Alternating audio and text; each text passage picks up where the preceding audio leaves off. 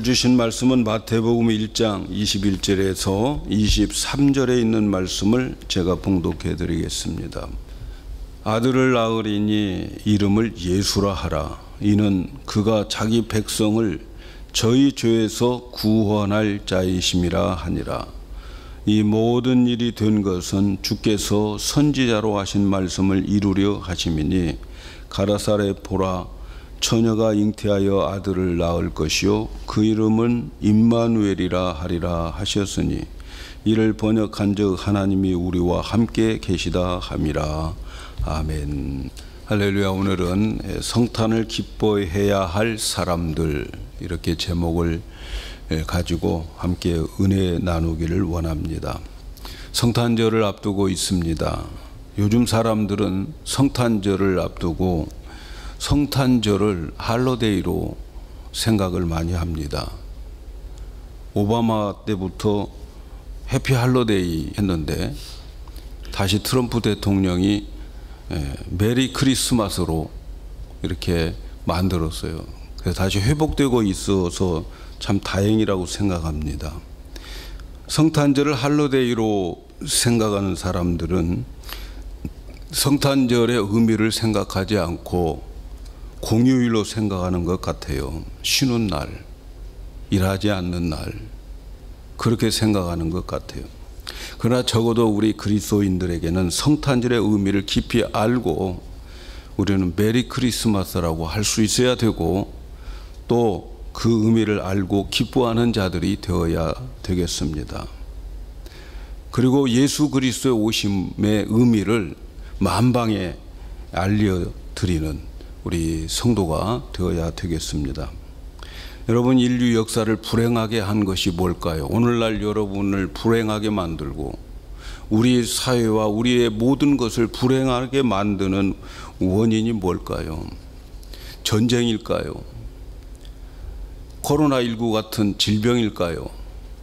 아니면 가난일까요? 성경은 이 모든 것의 근본 원인은 이것보다도 더 근본적인 것에 있다고 말하는데 그것은 죄라는 거예요. 죄. 아담을 통해서 죄가 세상에 들어옴으로 인해서 이 세상은 불행하게 되었어요. 죄가 세상을 불행하게 만들었어요. 불행의 원인은 죄입니다. 죄의 세력이 모든 인류에 작용함으로 인해서 모든 인류를 불행하게 만들었어요. 죄의 세력에서 전쟁이 일어나는 거예요. 죄의 세력에서 질병이 생기고 죄의 세력에서 만물이 저주를 받아가지고 엉겅퀴와 가시를 이 땅에 만들어내고 있는 거예요. 이처럼 죄는 우리 삶을 파괴시키는, 망가뜨리는, 하나님의 진노를 사게 만드는 근본 원인이 되고 있는 거예요.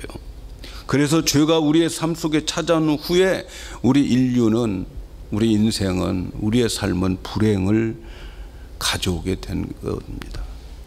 죄는 사망의 권세를 가졌어요. 사망의 권세. 사망의 권세는 인간을 지배하는 최고의 권세입니다. 이 세상에서 최고의 권세는 사망의 권세예요. 사망의 권세. 사망은 인류를 지배하면서 잔인한 폭군으로 우리에게 나타나게 되는 거죠. 그래서 죽음은 모든 것을 뺏어가 버립니다. 돈이나 건강, 이거 사람이 다 뺏어갈 수 없어요. 그러나 죽음은 다 뺏어가 버려요. 사망은 모든 것을 송두리째 뺏어가 버립니다. 돈도, 명예도, 생명도, 사랑하는 가족도 모두 다 끝장내버리고 마는 것이 사망의 권세입니다. 우리는 삶의 모든 것을 파괴시키는 이 저주 중에 저주가 바로 이 죄입니다. 죄. 사망의 권세예요. 죽음 앞에서는 누구도 저항할 수가 없어요. 죄 때문에 사망이 왔고 그 사망의 권세는 인류의 폭군입니다. 사망 앞에 남아 있을 자가 하나도 없어요. 그러나 여러분, 사망의 권세, 이 죽음보다도 더 무서운 게 있어요. 여러분, 이 세상에 있는 모든 사람들은 다 죽습니다. 그러나 그 죽음 이후에 찾아오는 영원한 세계는 더욱 우리에게 무서운 것으로 남아있어요. 하나님은 이 무시무시한 형벌이 죽고 난 다음에 있다는 거예요. 죄에 대한 형벌로 죽고 난 다음에 영원한 형벌을 면하지 못한다는 거죠.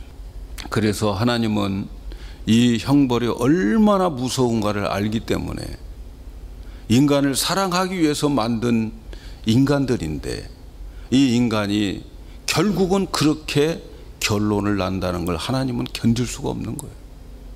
그래서 하나님께서는 자기 아들을 이 땅에 보내신 거죠. 모든 인간은 반드시 죄로 인해서 죽게 되고, 그리고 죽고 난 다음에 반드시 영원한 심판을 받아서 영원한 형벌 속에서 영원히 살아야 되는 인간들이었어요. 그것은 하나님이 계시지 않는 곳이에요. 하나님이 손을 쓸 수 없는 그런 곳이에요. 영원한 저주와 고통과 고민 가운데 들어가게 되는 것이 바로 그 원인을 제공하는 것이 죄입니다. 그런데 우리는 이런 죄를 지을 수밖에 없어요. 지을 수밖에 없어요. 저는 어렸을 때에 이러한 꿈을 꾸었어요. 어느 날 내 자신을 볼 때에 내가 얼마나 내게 새카만 쇠붙이들, 대장간에서 그 나오는 그 쇠붙이들이 내 몸에 가득 까맣게 붙어 있는 것을 보고 그게 너무 괴로워서 그걸 떼려고 너무너무 몸부림을 쳤어요. 그런데 어디에선가 한 손이 나타나서 나의 몸을 한번 싹 훑어주는데 그 모든 쇳가루들이 싹 없어져 버려요. 그러니까 얼마나 상쾌한지 몰라요. 그렇게 상쾌할 수가 없었어요. 그런데 다시 그 길을 가는데 내 몸이 좌석이더라고. 좌석. 지남철이야. 돌아다니는 곳마다 옆에 있는 모든 쇳덩어리들이 다시 내게 다 붙어요. 내가 가는 곳마다 하여튼 쇳덩어리들이 어디서 날아왔는지 다 내 몸에 붙어버리는 거예요. 또 그 순간 새카맣게 내 몸이 쇠가루로 가득 붙어있는 내 모습을 보면서 그것 떼려고 아무리 몸부림을 쳐도 안 돼요. 떼내면 또 붙고, 떼어내면 또 붙고, 또 훑어내면 또 붙고. 그러다가 꿈을 깼습니다. 근데 어느 날 제가 목사가 되어서 성경을 읽다가 깨달은 게 있었어요. 에베소 2장 3절에 보면은 우리 인간은 본질상 진노의 자식이라 하는 말이 나와요. 우리 인간은 태어날 때부터 본질상 진노를 받는 자식으로 태어났다는 거예요.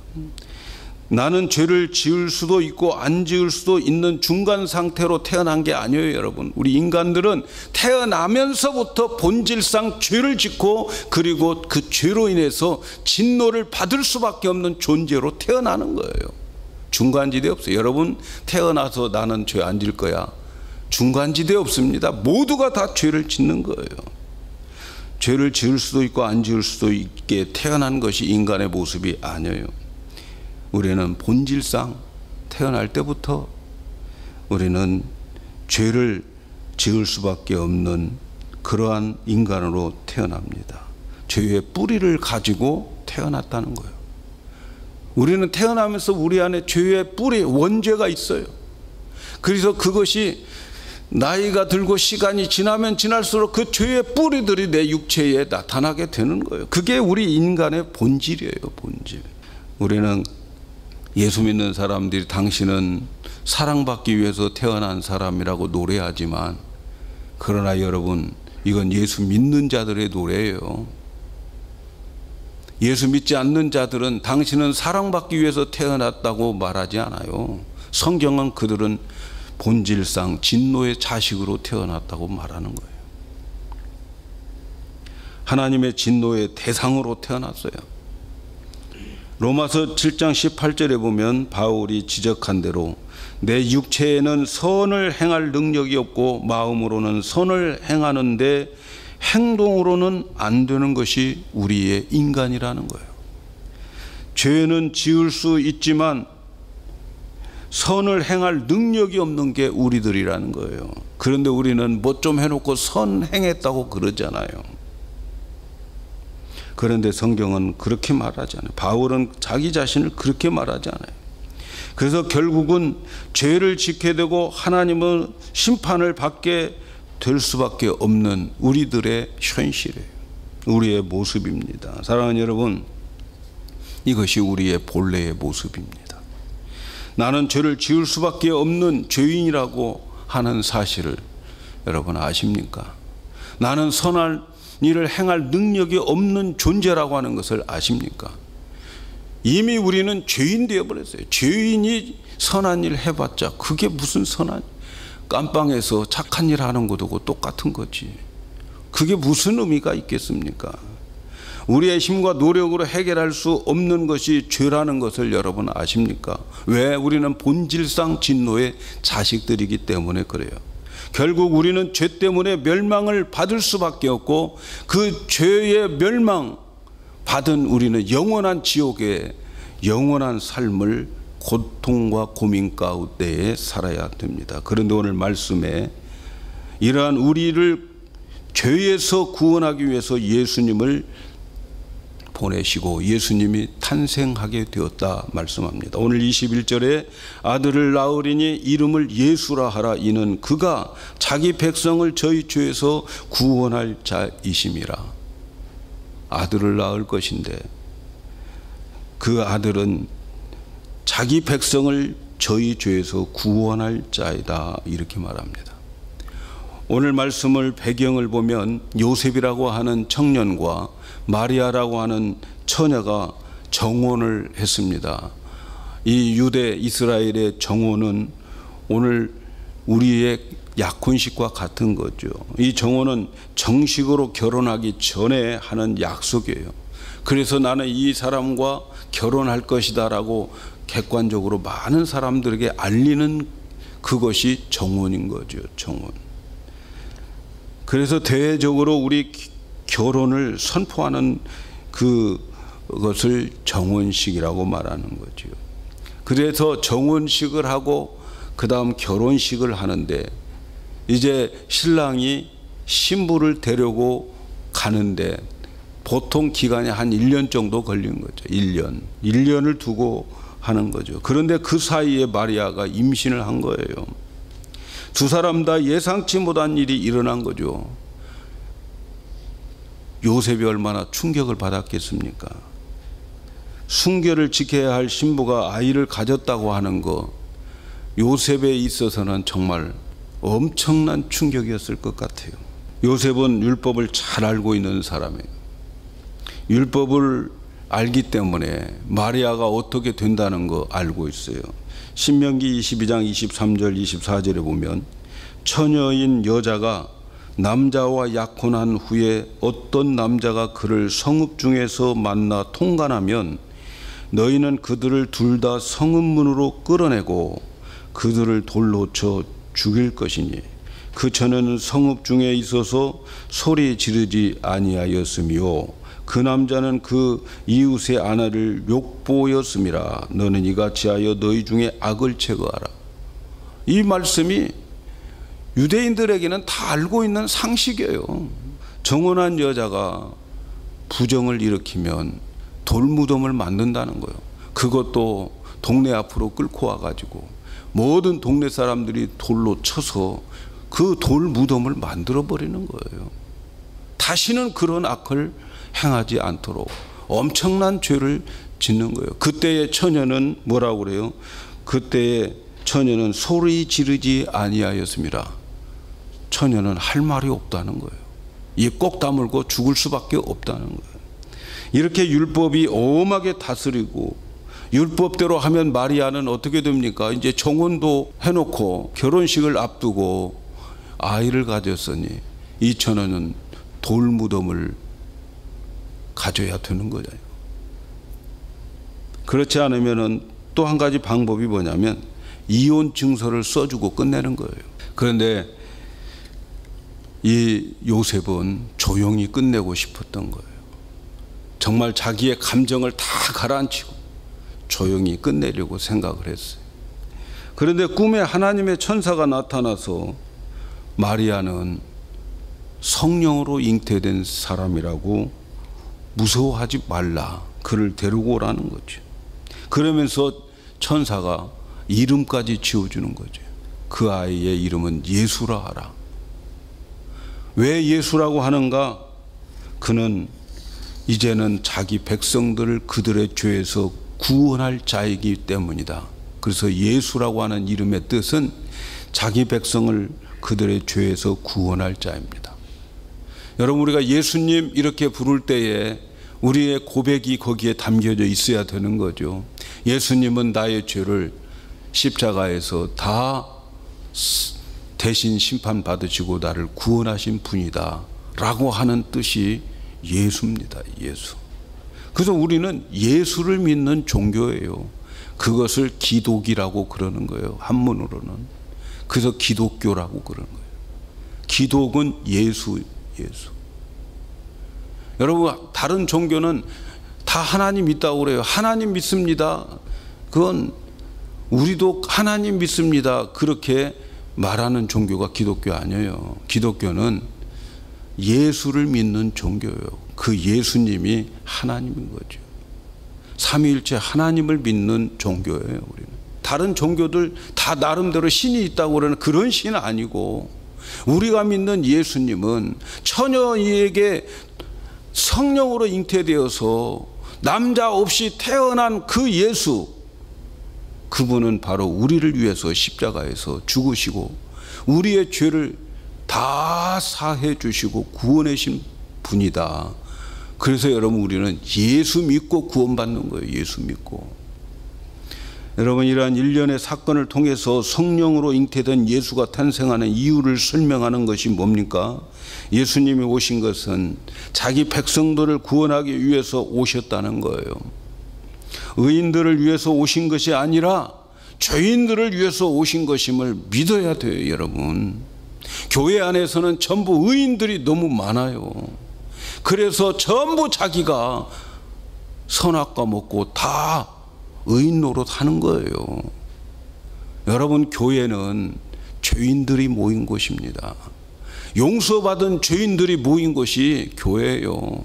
누가 잘났고 누가 못났고 이게 없어요. 우리가 예수를 믿는 이유는 뭡니까? 우리가 죄인이라고 하는 것을 고백하는 거 아니겠습니까?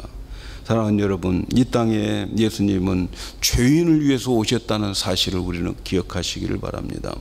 그래서 예수님은 이 땅에 오셔서 세상 사람들이 죄인이라고 하는 세리들과 죄인들과 그 사람들과 식사를 하는 거예요. 바리새인들이 눈으로 볼 때 자기들은 의인이라고 생각하고 자기들은 율법을 지킨다고 생각하는 그 의인들이 볼 때는 예수님은 아닌 거예요. 메시아가 의인이면은 우리와 함께 놀아야 되는데 노는 물이 달라요. 예수님은 마태 세리집에 가가지고 죄인들과 함께 식사를 하고 있어요. 여러분, 누구와 함께 식사하느냐는 그 사람의 그 분류를 말하는 거예요. 그런데 죄인들하고 놀고 있어요. 이때 예수님께서 하시는 말씀이 뭡니까? 건강한 자에게는 의인이 쓸데없고 병든 자에게야 의인이 쓸데있다. 나는 의인 부르러 온 게 아니고 죄인 부르러 왔습니다. 여러분, 우리 교회는 죄인들만 있는 것이에요.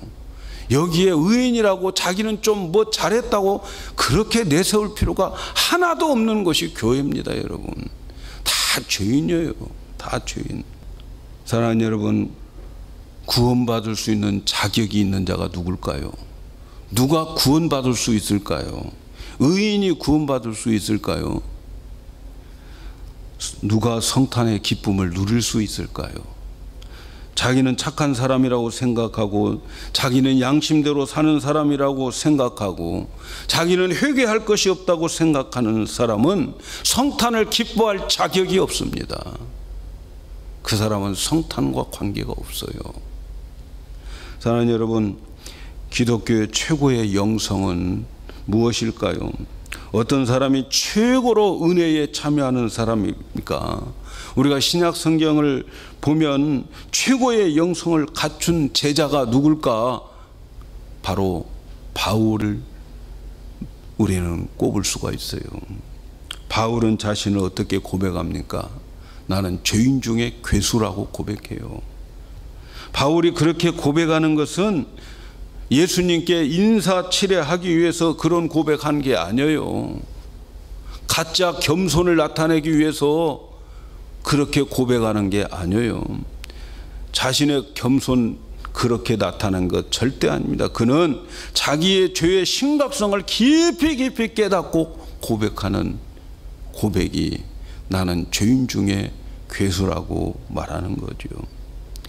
바울은 남과 비교할 틈이 없습니다. 자기 자신을 직시했어요. 그리고 자기 자신을 보면 죄인 중에 괴수다 이렇게 고백을 합니다. 자기에게는 날마다 경험하는 죄와 그 결과로 사망에 이르게 되는 자기 자신을 아주 신랄하게 보는 거예요. 그러면서 그는 고백하기를 오라 나는 공고한 자로다. 네 사망의 몸에서 누가 나를 건져내랴. 날마다 죄를 짓고 죄의 삭스로 사망으로 치닫는 자신을 보면서 이렇게 괴로워하고 있습니다. 바울은 내가 깊은 죄를 짓고 그 죄로 씨름하고 그 죄가 얼마나 무섭고 얼마나 하나님을 화나게 만들었는지 심각하게 그는 아는 자였어요. 이 고백은 바울의 깊은 영성에서 흘러나온 고백입니다. 신앙이 깊은 사람일수록 자신이 얼마나 큰 죄인인가를 깨닫게 되는 거예요. 저는 우리 교회가 모두가 다 나는 죄인 중에 괴수라고, 아니 이건 겸손하기 위해서가 아니고 진실한 그런 고백들로 가득 찬 우리 교회가 되었으면 좋겠습니다. 바울이 그만큼 큰 죄인이라고 하는 것을 깨달았기 때문에 그는 은혜도 그렇게 크게 깨달은 거예요. 저는 우리 교회가 하나님의 임재 가운데 예배드리기를 늘 기도하고 있습니다. 그런데 여러분, 하나님의 임재 가운데 드려지는 예배가 뭘까요? 하나님의 임재 가운데 드려지는 예배는 이사야 6장에 보면 이사야가 하나님의 성전에 들어갈 때 하나님의 임재 안으로 들어가요. 우시야 왕이 죽던 해에 이사야가 하나님의 임재 속에 들어가는데 하나님의 그 보좌에 앉으신 그 옷자락이 이 성전까지 덮어져 있는 것을 그는 보게 됩니다. 그러니까 성전에까지 하나님의 임재가 가득 차 있다는 거죠. 이때에 이 6날개를 가진 천사들이 하나님을 모시고 있는데 두 날개로는 얼굴을, 두 날개로는 발을, 그리고 그 두 날개로는 날아다니면서 거룩하다 거룩하다 하고 찬양하고 있는 그 하나님의 임재 속으로 들어가는 그 이사야는 그 영광의 임재 속에서 무슨 고백을 하느냐? 그는 화로다, 나는 망하였도다. 나의 입술이 부정한 사람이요 나의 입술이 부정한 백성 중에 거하면서 만군의 여호와의 신 왕을 배웠도다.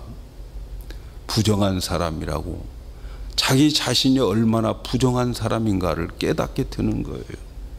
여러분, 하나님의 임재가 있는 곳에 하나님의 임재가 있는 예배는 어떤 예배일까요? 예배 드리는 자들의 모든 마음속에 나는 죄인이라고, 나는 부정한 사람이라고 고백되어지는 그곳이 바로 임재가 있는 예배입니다. 날마다 주의 전에 나왔을 때에, 자신을 볼 때에 내 자신이 얼마나 큰 죄인인가를 보면서 나는 망했다, 거룩한 하나님 앞에 나의 모습은 망했다 라고 고백되어지는 거예요. 교회 안에서 싸움하고 교회 안에서 다투고 그런 건 교회가 아니에요. 여러분, 예배 드리는 자들의 모임이 아닌 거예요. 교회는 정말 모두가 다 하나님 앞에 정말 나는 화로다, 나는 망했습니다, 나는 정말 내 죄의 내 꼴을 보면 나는 망했습니다, 이제 화가 내게 임할 겁니다. 그때에 십자가가 보여야 되는 거죠. 그게 교회인 거예요. 그게 교회.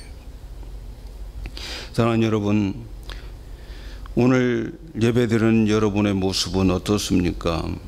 오늘 우리는 자신의 죄에 대해서 두렵고 떨림으로 예배 드리고 있습니까? 하나님 앞에 나와 자기의 죄가 얼마나 무섭고 그 죄가 얼마나 큰지 모르면 여러분 은혜도 없어요. 은혜는 죄가 있는 곳에 은혜가 있는 거예요. 사랑하는 여러분, 누가 성탄절을 기뻐할 수 있을까요? 누가 메리 크리스마스라고 외칠 수 있을까요? 죄가 얼마나 무서운지를 아는 자가 아닐까요? 그 죄에서 벗어날 수 없는 내 모습을 보면서 오라 나는 공고한 자로다, 이 사망의 몸에서 누가 나를 건져내랴 라고 느끼는 자, 그 심령이 우리의 죄를 위해서 이 세상에 오신 예수 그리스도, 그분의 탄생을 향하여 메리 크리스마스라고, 기쁘다 구주 오셨네라고 외칠 자격이 있는 겁니다. 사랑하는 여러분, 우리는 얼마나 죄에 대해서 감각이 예민하고 있는지 한번 자신에게 물어보아야 됩니다. 예수님은 나병 환자를 많이 고쳐주셨어요. 나병 환자는 감각이 없는 자들입니다. 손가락이 잘라져도 그는 감각이 없어요. 발가락이 썩어가도 아프지 않습니다. 발가락이 땅에 떨어져 뒹구는 것을 보면서도 발가락이 끊어졌네 말할 뿐입니다. 그런데 예수님은 그들을 안수하여 고쳐주셨어요. 오늘날 영적 나병 환자들이 너무 많습니다. 불감증, 영적 불감증 가진 환자들이 많아요. 죄를 지으면서도 감각이 없어요. 지금 내 인생에 실패하고 병들고 고독하고 허무한 것 다 죄로부터 오는 거예요. 감각이 없어요. 그런데도 우리는 실패했는데도, 병들었는데도, 고독하고 허무한데도 느낌이 없어요. 아픔이 없어요. 괴로움이 없어요. 아, 내가 지금 아프네, 내가 슬프네 말뿐이에요. 가슴 저리게 마음 저리게 아프지 않아요. 왜 그럴까요? 그 원인이 죄에 대한 감각이 없기 때문에 그래요. 사랑하는 여러분, 이 시간 우리 모두에게 나의 죄된 모습을 깊이 인식하고 성탄을 축하하는 자가 되기를 축복합니다. 죄에 대하여 예민한 영혼을 가지기를 축복합니다. 나의 죄가 남의 죄보다 더 잘 보여야 됩니다. 내 눈에 들보를 볼 수 있어야 돼요. 남의 눈에 티를 보지 말고 내 눈에 들보를 봄으로 예수님을 기쁘게 맞이해야 됩니다. 사랑하는 여러분, 자신이 죄인이라고 인정하고 용서받을 수 없는 죄인이라고 느껴진다면 성탄의 기쁨을 기뻐할 자격이 있습니다. 그리고 그 예수님을 마음에 모셨다면 이제는 자유함을 가지시기를 바랍니다. 죄에서 자유함을 가지시기를 바랍니다. 나는 죄에서 구원받았습니다. 과거에 지었던 모든 죄에서 구원해 주시기 위해서 예수님이 오셨음을 믿으시기를 바랍니다. 그리고 앞으로도 우리가 계속 죄를 지을 것입니다. 그리고 그 죄를 예수님이 다 감당해 주셨음에도 불구하고 육체가 죄의 법 아래에 있기 때문에 죄를 지게 되었어요. 육체가 죄의 법 아래에 있기 때문에 죄를 안 지려고 해도 죄 짓고 죄를 지려고 해도 죄 지을 수밖에 없는 이 육체를 가진 나는 앞으로도 계속 죄를 짓습니다. 그런데 바로 그 죄, 앞으로 지을 죄도 우리 예수님께서 십자가에서 다 해결해 주셨음을 믿으셔야 됩니다. 그래서 여러분, 죄로 인해서 우리는 앞으로 지을 죄, 또 과거에 지은 모든 죄로 인해서 우리 예수님 붙잡으면 이상하게 모든 죄들이 다 우리에게서 사라지고 우리에게 주님이 주시는 기쁨과 평안이 있게 됩니다. 여러분, 우리는 앞으로 지을 죄가 더 두려운 거죠, 사실. 그런데 여러분, 어쩔 수 없어요. 우리는 좌석이에요. 죄의 좌석. 그래서 이게 가는 곳곳마다 쇳덩어리들이 우리에게 붙을 수밖에 없어요. 그런데 예수님 때문에 앞으로 붙을 그 쇳덩어리들도 다 해결함을 받았습니다. 이 땅에 예수님은 임마누엘로 오셨다 이렇게 말씀합니다. 오늘 말씀에 보면 예수님의 이름이 두 개, 아기의 이름이 하나는 예수고 다른 하나는 임마누엘이에요. 임마누엘이라고 하는 거 여러분 잘 아시다시피 하나님이 우리와 함께 계신다라는 거예요. 여러분, 우리는 쇳덩어리예요. 죄의 자석입니다. 가는 곳곳마다 죄가 우리에게 붙어 있지만 동시에 예수님은 임마누엘로 나와 함께 계십니다.